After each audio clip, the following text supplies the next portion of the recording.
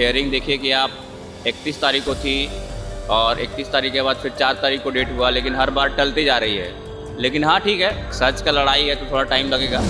और एक और डेवलपमेंट में बता दूं कि वहाँ से दिल्ली में जो सुप्रीम कोर्ट में FIR एक PIL फाइल हुआ था ब्रजेश सिंह के द्वारा, जिसमें चेयरमैन की नियुक्ति को लेकर सवाल उठाए गए थे। हाईकोर्ट का जो न्याय की प्रक्रिया है उस पर हम लोगों का पूर्ण विश्वास है, लेकिन साथ साथ ये भी देखना होगा कि इतना इम्पोर्टेंट केस है, इतना कॉम्प्लिकेटेड केस है, मतलब जो खास करके बिहार के छात्रों को आप एंटी सोशल बोल रहे हैं, बिहार के छात्रों को आप मतलब जो मन सो बोल रहे हैं, या उनको पता होना चाहिए कि बिहार के छात्र जो है संपूर्ण गांधी जब यहाँ से आह्वान किए थे तो गुजरात में भी सरकार गिरी थी। नमस्कार, आप देख रहे हैं देशवा न्यूज, आपके साथ मैं राजनंदिनी। BPSC री एग्जामिनेशन को लेकर के कल पटना हाईकोर्ट में हियरिंग है। बातचीत करने के लिए हमारे साथ BPSC के अभ्यर्थी हैं।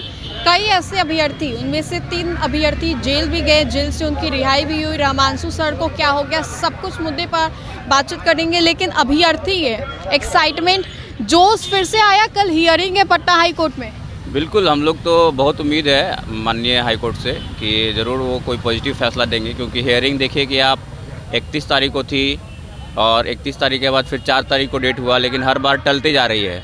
लेकिन हाँ ठीक है, सच का लड़ाई है तो थोड़ा टाइम लगेगा, लेकिन हेयरिंग है, हम लोग को पूरा विश्वास है कि हम लोग के पक्ष में फैसला आएगा, क्योंकि हमारा केस बहुत मजबूत है और उसमें एक तीसरा रिट भी फाइल हो गया है उसी केस के। क्या है वो? उसमें यही है कि चैलेंज किया गया है कि इसमें जो रिजल्ट दिया गया है BPSC के द्वारा, वो दोनों एग्ज़ाम को कैसे बराबर किया गया, किस मानकता के आधार पर कौन सी फार्मूला लगाया गया है जिसके आधार पर दोनों को बराबर करके रिजल्ट जारी किया गया है। एक दूसरा रिट भी है, उसमें है कि उसके जो आंसर की है और गलत क्वेश्चन है उसके ऑब्जेक्शन को लेके उसमें फाइल किया गया है। और पहला रिट तो चल ही रहा है कि पूरे एग्ज़ाम के कंडक्ट को और उसको इसमें जो धांधली हुई है हाँ उसको लेकर है। तो कुल मिलाकर दबाव तो है, क्योंकि केस बहुत मजबूत है। और आप लोग में से 3 जेल भी चले गए थे। हाँ बिल्कुल, वो तो चूँकि उनके ऊपर पहले से एक धारा में था FIR, तो इसके कारण उनको पहली बार नोटिस नहीं दिया गया था, इसलिए उनको जुडिशियल कस्टडी में भेजा गया था। और एक और डेवलपमेंट में बता दूं कि वहाँ से दिल्ली में जो सुप्रीम कोर्ट में FIR एक PIL फाइल हुआ था ब्रजेश सिंह के द्वारा, जिसमें चेयरमैन की नियुक्ति को लेकर सवाल उठाए गए थे कि उनकी जो पूरी नियुक्ति है वो संदिग्ध है और सरकार जो है वो लीपापोती करके किस तरीके से वो बचना चाह रही है, लेकिन वो उनकी जो नियुक्ति की पूरी प्रक्रिया है वो SOP को ब्रीच करके किया गया है। और दूसरा बात कि आप BPSC के चेयरमैन पद पे बैठा व्यक्ति बिल्कुल ही स्वच्छ छवि का होना चाहिए, दागदार छवि का नहीं होना चाहिए। तो इस पूरे मामले में वो भी सवाल उठाया गया है कि जब उनके ऊपर पहले से ही विजिलेंस का केस था, उनके ऊपर महादलित विकास फंड घोटाले का केस था जो कि सरकार के द्वारा ही दायर किया गया था, और विजिलेंस का क्लियरेंस कैसे दिया गया उनको और उस पद पे कैसे बैठाया गया जो इतना महत्वपूर्ण पद है। 2000 से ज़्यादा वैकेंसी, इतिहास की सबसे बड़ी बिहार के इतिहास की वैकेंसी है।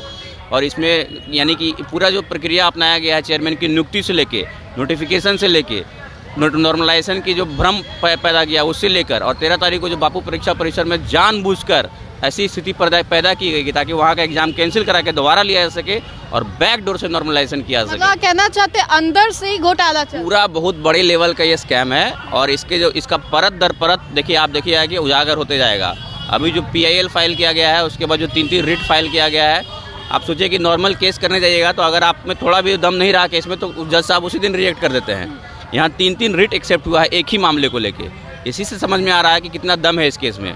और एक और बात आपके सामने लाना चाहूँगा कि समाज कल्याण विभाग जो PT पास किए बच्चों में जो कुछ कैटेगरी में पास करते हैं उनको 50,000 रुपये की प्रोत्साहन राशि देती है। तो वो उनके जो सचिव हैं वो क्या हाईकोर्ट से ऊपर हो गए हैं। हाईकोर्ट का जो इंटरिम ऑर्डर आया था उसमें लिखा था कि इस केस का जो रिजल्ट होगा उससे परीक्षा फल प्रभावित होगा। तो क्या वो लोग जो 50,000 रुपया बांटने का जो अभी आप देखिए नोटिफिकेशन निकाल दिए हैं वो किस आधार पर किए हैं, कौन सा लीगल एडवाइस लेकर किए हैं? वो उनके सचिव, उनके मंत्री से हम लोग का सीधा सवाल है। और सवाल ही नहीं, ये बोल रहे हैं कि वो आप बंद कीजिए इस नोटिफिकेशन को। आप क्या हाई कोर्ट सुप्रीम कोर्ट से ऊपर समझते हैं अपने आप को? जब सुप्रीम कोर्ट कह रहा है, सरकार से जवाब मांग रहा है 4 हफ्ते में कि इस चेयरमैन की नियुक्ति किस प्रक्रिया से की गई है, उसमें गलत नियमों का मतलब सही नियमों का उल्लंघन हुआ है, तो आप पहले जवाब देना होगा और हाईकोर्ट के ऑर्डर का वेट करना चाहिए उनको।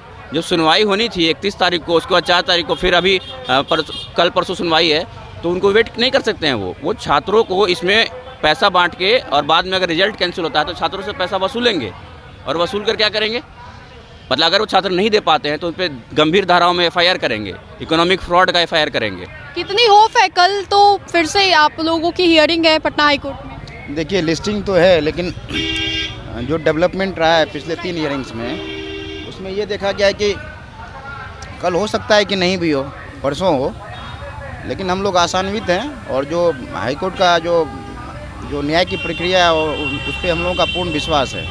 लेकिन साथ साथ ये भी देखना होगा कि इतना इम्पोर्टेंट केस है, इतना कॉम्प्लिकेटेड केस है। जैसे चेयरमैन की नियुक्ति को लेकर जो एक PIL दायर किया गया था आदरणीय ब्रजेश सिंह जी के द्वारा दिल्ली में, उसमें आप देखेंगे कि एक ही महीने में 2 बार हियरिंग है। पहला हियरिंग जो है 2 तारीख को हुआ है, दूसरा हियरिंग 28 तारीख को ना, कि मामला कितना गंभीर है, क्योंकि मामला जो है कॉन्स्टिट्यूशनल क्राइसिस का है।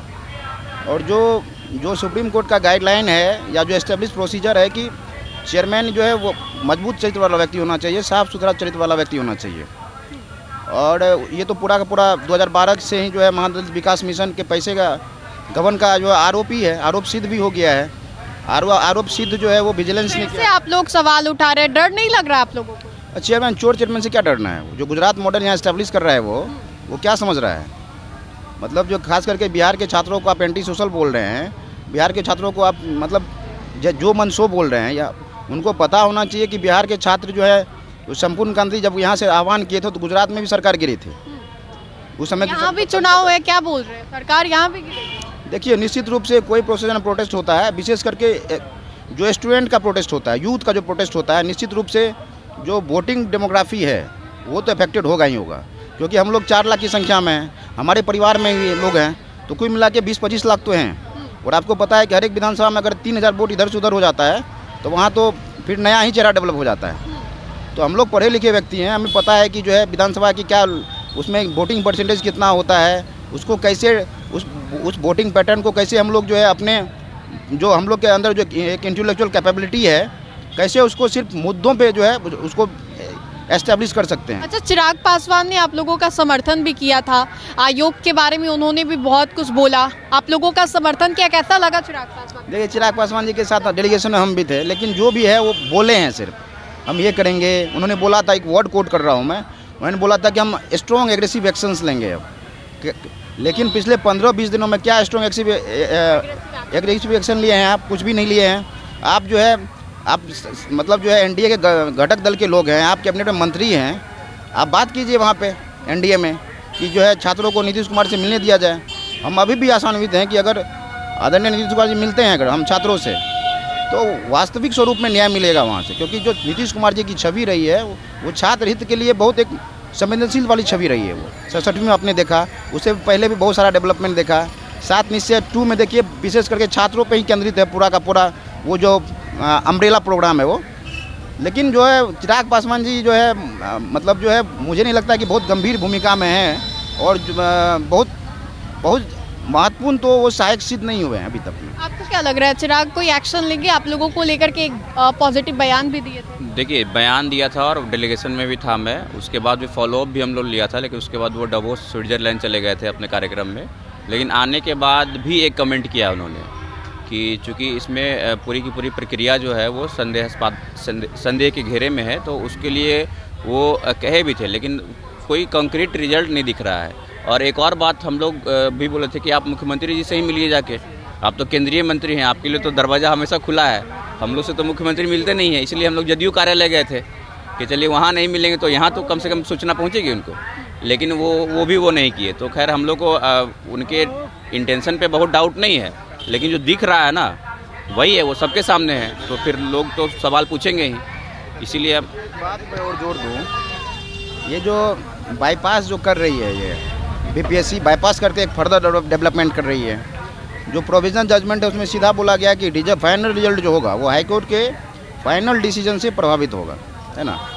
और जो छात्रों को स्टाइपेंड दिया जा रहा है, अब मैं ये उनको कहना चाहूँगा, जो वेलफेयर डिपार्टमेंट के जो सेक्रेटरी हैं उनसे मैं बोलना चाहूँगा, क्या आप जो है हाईकोर्ट के जुडिक्शन से ऊपर हैं? क्या आप जो है सारे संवैधानिक तंत्र से ऊपर है जो मनमानी कर रहे हैं? आप छात्रों को आप स्टाइपेंड कर दीजिएगा, री एग्ज़ाम तो होगा ही, वो एग्ज़ाम तो कैंसिल होना है ही, क्योंकि मामला अब काफ़ी कॉम्प्लिकेटेड हो चुका है। तो आप छात्रों से वापस कैसे लीजिएगा अमाउंट्स को? तो मेरे समझ से उनको लीगल एडवाइस पहले लेना चाहिए था आपका गेट से कि हम क्या करें। वो कुछ लेते नहीं है। सबसे बड़ी बात हो क्या गया है, बिहार में तो एक पॉलिटिकल वैक्यूम तो है ही। मुख्यमंत्री बहुत अब जो है सक्रिय नहीं रह गए हैं। जो एग्जीक्यूटिव है, तो आप मुख्यमंत्री पर भी सवाल उठा रहे हैं, चुनावी साल में ऐसे बोलना। नहीं, मुख्यमंत्री पे सवाल उठाना जायज़ भी बनता है, क्योंकि मुख्यमंत्री जो है हम लोग ही चुन के उनको, वही चुने हुए लोग फिर उनको इस बार फिर से चुनेंगे?